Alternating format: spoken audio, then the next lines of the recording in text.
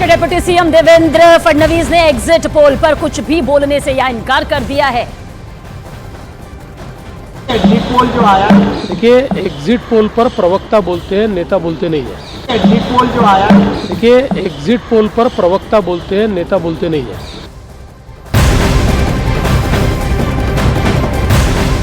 Exit poll ने देखिए संकेत यहां पर दे दिए हैं कि 288 सीटों वाले महाराष्ट्र में एक बार फिर महायुति की सरकार बन सकती है।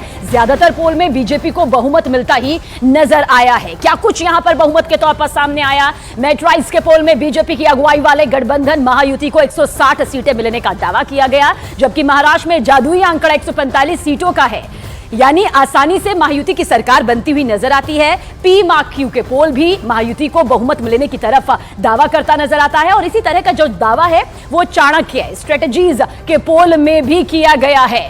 पोल डायरी के सर्वे में महायुति को 160 सीटें मिलती दिखाई देती हैं, जबकि पीपल्स पल्स में तो महायुति की सीटों का आंकड़ा 185 तक पहुंचने का अनुमान जताया गया, जबकि भास्कर के पोल में कांटे की टक्कर दिखाई गई है। महायुति को 132 और महाअघाड़ी को 134 सीट मिलने का दावा यहां पर किया गया, यानी कि अगर भास्कर के पोल का आंकड़ा सही हुआ तो अन्य के खाते में जाने वाली 22 सीटें एक अहम फैसला लेंगी, किंग मेकर के फैसले के तौर पर साबित हो सकती है, यानी कि निर्णायक फैसला।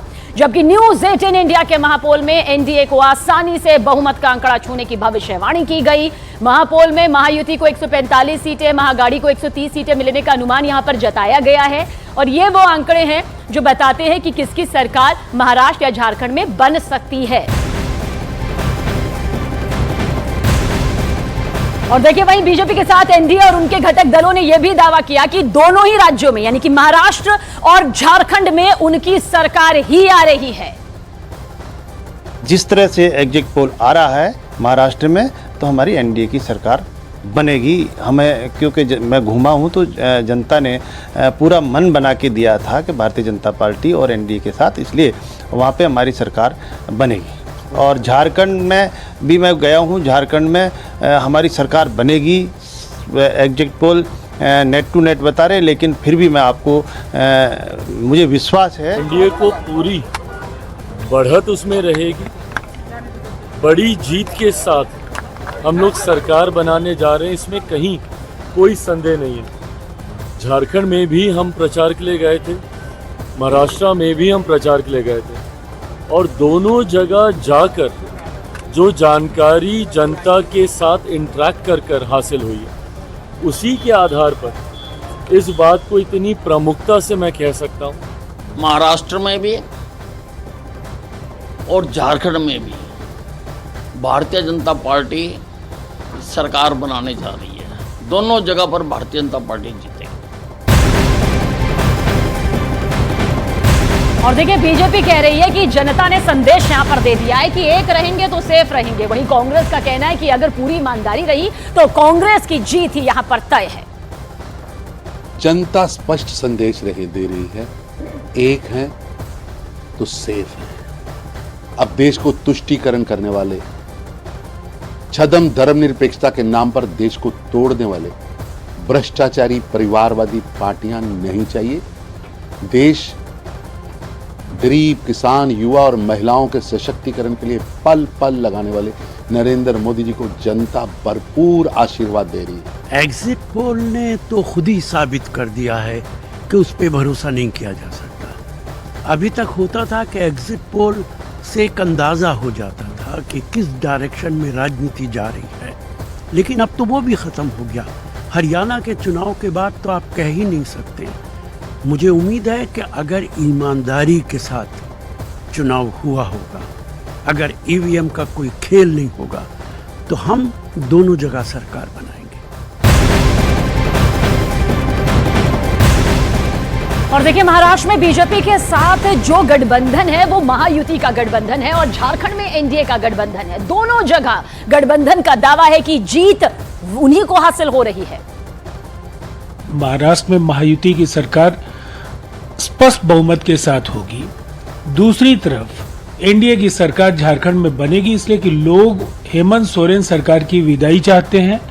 भ्रष्टाचार के किस्से वहां बच्चों की जुबान पर हैं और जिस तरह से प्राकृतिक संपदा का बेरहमी से दोहन हुआ है, अधिकारियों और राजनेताओं का जो गठजोड़ और जिस तरह से उनके खिलाफ ईडी और सीबीआई के छापे पड़े हैं, उसके बाद वहां कोई चेहरा नहीं बचा हेमंत सोरेन का, और इसका नुकसान वहां कांग्रेस और आरजेडी को भी भुगतना पड़ेगा। झारखंड की जनता मोदी जी के नेतृत्व में डबल इंजन की सरकार चाहती है, अपनी खोई हुई अस्मिता को फिर से पुनः बहाल चाहती है। इसलिए झारखंड की जनता ने भारतीय जनता पार्टी के पक्ष में मतदान किया है। वहाँ पूर्ण बहुमत की सरकार माननीय मोदी जी के नेतृत्व में डबल इंजन की सरकार बनने जा रही है। महाराष्ट्र में भी सबसे बड़ी पार्टी के रूप में भारतीय जनता पार्टी आ रही है, और उत्तर प्रदेश के उपचुनाव में 9 के 9 सीट भारतीय जनता पार्टी जीत रही है। महाराष्ट्र में तीसरी बार हैट्रिक और महायुति के नेतृत्व में सरकार ज़रूर बनेगी। और एक ही सलाह है संजय राउत जी को, जब वो बोलते हैं एग्जिट पोल एग्जैक्ट पोल नहीं है, वो बिल्कुल सही बोलते हैं, क्योंकि उनके केस में नंबर्स जो एग्जिट पोल ने दिया उससे भी आधे हो जाएंगे।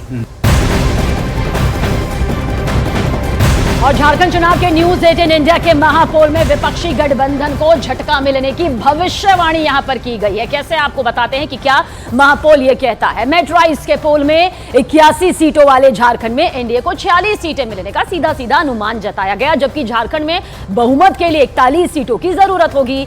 चाणक्य स्ट्रेटजीज ने एनडीए को 45 सीटें मिलने की सियासी भविष्यवाणी कर दी है, जबकि जेवीसी ने भी झारखंड में एनडीए को 44 सीटें मिलने का दावा यहां किया है। पल्स के पोल का भी जिक्र कर लेते हैं, जहां पर एनडीए को 47 सीटें मिलने की सियासी भविष्यवाणी की गई है, लेकिन 2 पोल ऐसे भी रहे जिनमें बीजेपी को झारखंड में झटका लगने का अनुमान जताया गया है।